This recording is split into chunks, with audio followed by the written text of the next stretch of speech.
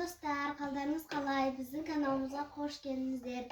Бүгін біз творожный пирогты жасайтын боламыз. Ең бірінші біз қамырын жасап аламыз. Оған керегі бізде ұн, май, қант, қопсытқыш және де жұмыртқа. Ya dostlar, biz bugün tворожный пирог жасайтын боламыз. Мына жерде өлшеп қойдық. 250 грамдай ұн және біз қопсытқышты қосып қойдық. Бір кішкене қасық қоссаңыздар болады, немесе осылай 10 грамдай қопсытқыш қоссаңыздар болады. Майды енді әркім өзінің қалауынша жасай береді. Менде 60% екен, 82-де 5%, 72%дықта қоссаңыздар да болады. Әркім әртүрлі маймен жасайды. Бізде үйдегі қазір бар заттармен жасап жатырмыз. Бар май бізде жайлау екен. Қазір 125 грамм өлшеп, осы қамыр ұнымызға қосатын боламыз. Мама, менде алсатым бар. Бізде Сабина қазір жұмыртқаны араластырады. Бір жұмыртқаға біз 100 граммдай қант қосып өлшеп қазір араластырасың. Иә, Сабина? Иә, кішкене солай кессең жетіп қалады. Соны салып көр, қанша екенін көреміз. Достар, мына жерде таре деген жазу бар, мінекей. Осыны басқан кезде каждый нәрсенің, каждый затты осылай 0-ден бастап өлшеуге болады. Қазір мына жерде ұнның, ыдыстың салмағын өлшеп тұрған жоқ. Тарені басып қойдық біз. Тек қана майдың салмағын өлшейді қазір.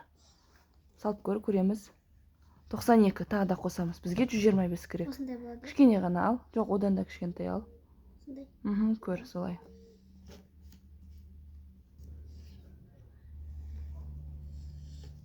Та 2 грамм қоса кішкентай, соны ала сал.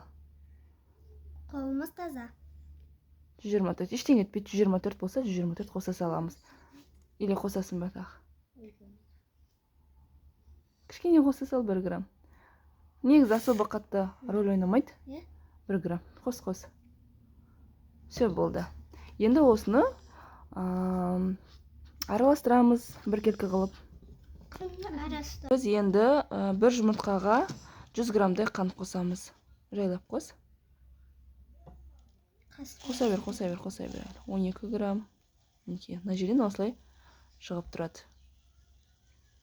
Болды. Тоқтат. Ештеңе етпейді. 4 грамм артық бізде. Ештеңе етпейді.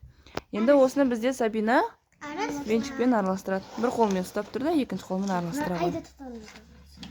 Мына достар, бізде Сабина жұмыртқамен қантты араластырып жатыр. Қараңыздар, көлемі осылай ұлғаяды және қант езіледі. Ішінде біркелкі болып, бізде іңкәр қамырда илейді.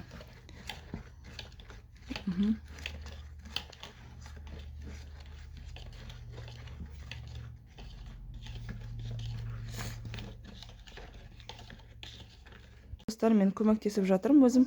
Сабина, жұмыртқаны құя сал.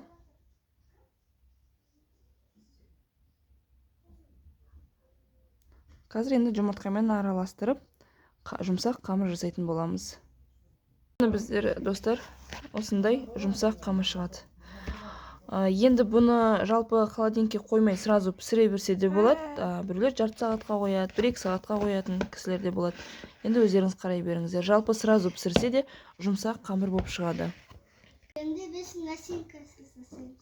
Иә, достар, енді біз начинкасын жасаймыз. Ол үшін бізге қажет болады 500 грамм творог және 100 граммдай қаймақ. Қаймақты негізі бізде үйде бары 15% екен. Жалпы 20-25% қаймақтар жақсы. Және 2 жұмыртқа керек. Және Сабинада қант салады. Қазір қанттан 150 граммдай қосамыз. Достар, алаңдамаңыздар. Біз описаниесіне толық қанша граммнан қосқан барлығын жазып кететін боламыз. Бізде творог осындай екен. Бірінші творогты салатын боламыз.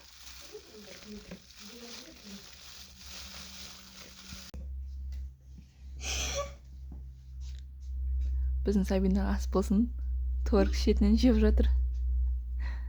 Бізде енді творогтың үстіне қаймақ қосамыз.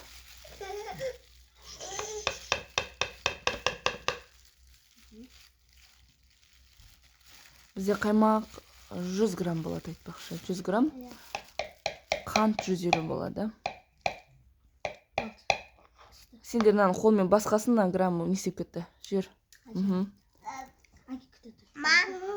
Мінекей 52 ғана грамм болып тұр. Мама, мен қойып деді. Біз творог салдық, қаймақ салдық, енді қант саламыз.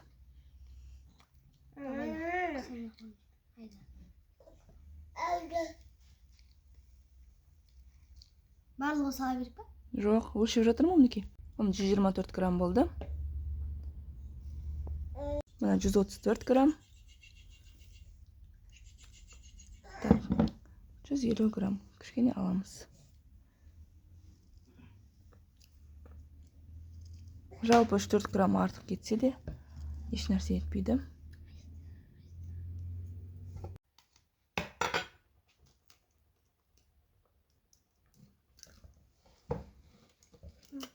Мама, енді мен.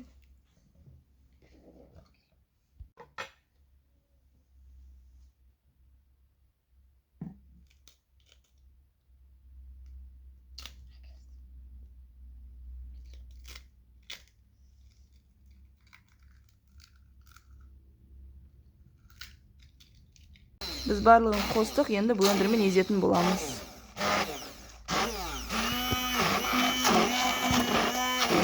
Бір келкі масса шығу керек бізден.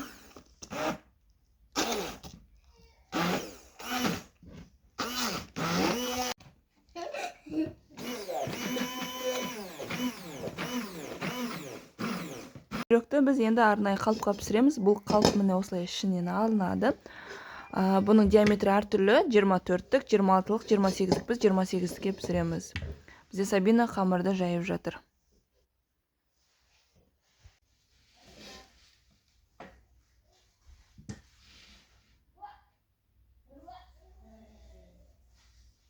Достар, бізде қамыр жайылды. Енді осылай шетінен бортиктер жасайтын боламыз. Артықтарын алып тастаймыз. Міне достар, жасап Мінекей біз осылай жасап жатырмыз. Артықтарын алып тастаймыз. Енді барлығын бірге қосамыз. Біз енді начинкамызды осылай үстіне құятын боламыз. Мұны қараңыздар, бір келкі қылып блендермен күшті езілген. Содан кейін 170 градуста, 160 градуста 40-45 минут пісіріп алатын боламыз. Бұның үстіне ягодалар, жидектер қойса болады, малина, шие қоюға болады. Бірақ маған жидектермен ұнамайды, жалпы қыздарға да ұнамайды, сол себептен жай ғана осылай творогтың өзімен пісіре береміз. Қазір піскен кезде бұл творог көтерілетін болады. Достар, қыздар пирогты кесіп, қазір дәмін көретін болады. Бірінші Сабинаға беріп жатыр.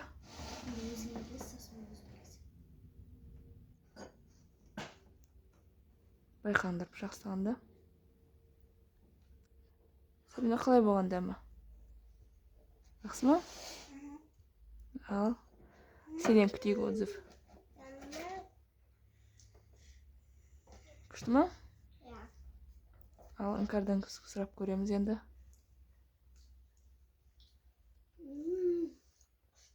Жақсы ма? Ас болсын. Өздерінің жасаған пирогтарын міне өздері жеп жатыр. Сіздер де жасап көріңіздер, достар. Өте оңай және тез дайындалады, көп уақыт алмайды.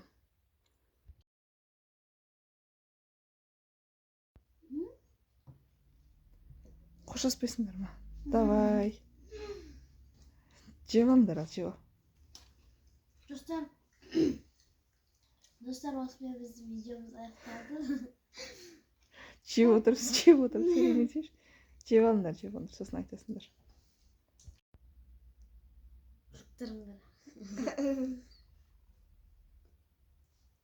Достар, осымен